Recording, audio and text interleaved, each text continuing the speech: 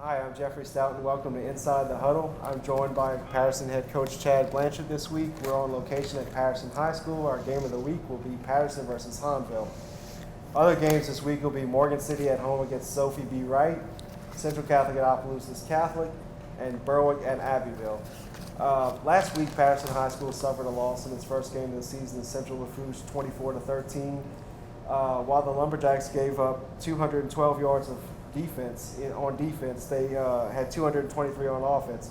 Sebastian Charles, quarterback, had a pretty good game, 12 of 19 for 197 yards and a touchdown. Brennan Go had 3 catches for 113 yards in the score, and Tristan Osama had 52 yards in the score on offense. Coach, obviously tough game last week, a loss, and you never like to lose. Some good things though.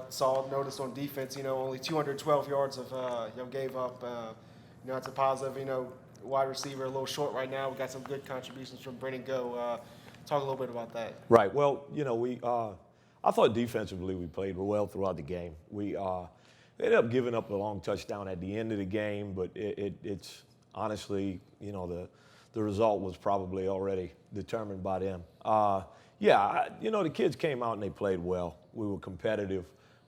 We had to deal with some weather situations. They got about 3 inches of rain 2 hours before the game started. And, we struggled with some of that. We struggled with that offensively. We're still trying to find our identity on offense. We did some good things. We struggled running the ball some. A lot of that is contributed to their defense. I think they do a good job with their defensive front seven. They gave us some problems up front, and we need to develop some experience and get better. We ended up scoring. We hit Brennan on a little play action pass, actually something that we drew up at halftime to take the lead, and then we gave up a kickoff return for a touchdown immediately after. So, that's tough, and we got a young team. We have a young team. We've got some. I think a lot of people think we have a pretty experienced team because our quarterback is back and our running back is back and one of our good defensive backs / receivers is back. But we don't have a whole lot of experience after those guys. And, we're going to have to gain some experience and develop some experience as the season goes on to where it really helps us out in district and then hopefully in the playoffs.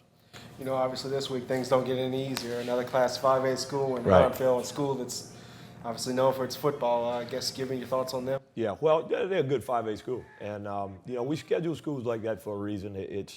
It helps us in the long run. We've always believed that. I think the competition helps us. I think playing on a big stage like these 5A schools have, with some of the attendances that they have at their places, some of the facilities that they have, prepares our guys for football in November when the playoffs come around. And Hahnville's a good team.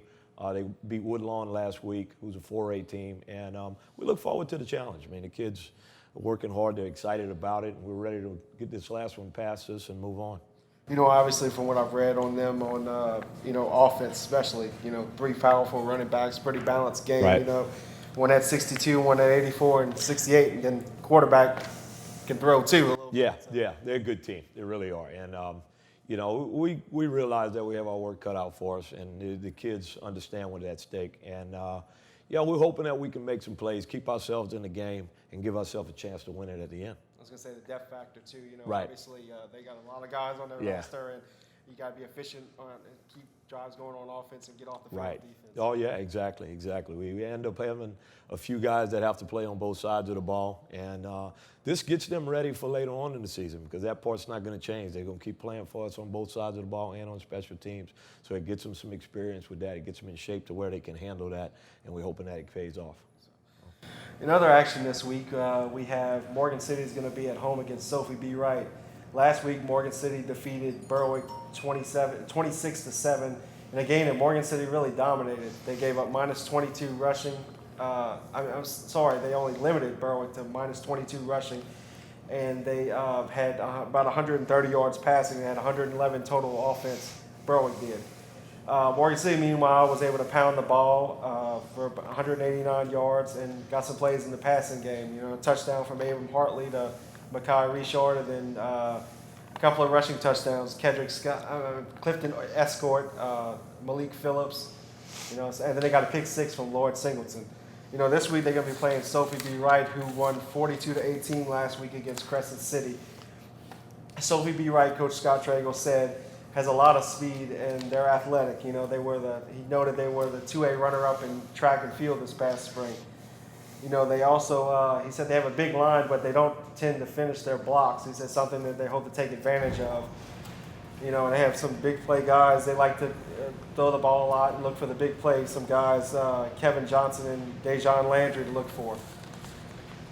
Central Catholic will take the road this week. They'll go to Opelousas Catholic.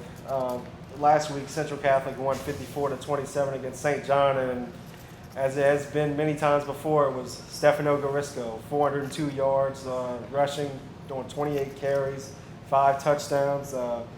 He did a lot, and quite a bit for the Eagles. And as Coach Tommy Minton alluded to after the game, they're going to have to get more diverse on offense in their repertoire because people are going to start loading the box against them. And he said that was something they worked on this week, taking the good things that they got from last week and building off of those. This week, Opelousas Catholic, they will face a team that runs an I formation. Mostly they like to run power football, as Minton said. They have some good sides on the offensive line. It's going to be the 3rd week in a row that Central has played a team that's run the football. Not wing T, not as much misdirection, but they like to run the football. And on defense, Opelousas Catholic is led by on their defensive coordinator, Tommy Tate, who was a former head coach at McNeese State and also was a defensive coordinator there. And they run a 4-2-5, and they run some cover 3 and cover 4 and play some zone 2. Berwick, meanwhile, will hit the road, and then we'll go to Abbeville.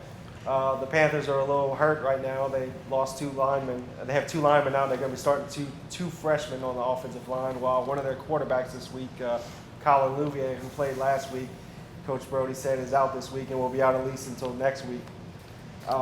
So that means Mitchell Sanford, a freshman, will get the start. He did some good things last week, showed some arm strength. He completed 8 of 24 passes for over 100 yards and threw a touchdown late to Cody Robery. So he's going to get the start. As far as Abbeville runs they run out of a wing T offense, but they run a lot of a veer option out of that. And their program, kind of like Berwick, they've been down recently. And they have a new coach this year, Gary Atkins. And on defense, they run out of a 4-2-5 and they're zone. And, Coach Brody said it's a pretty basic defense, so they hope that they can attack it really well.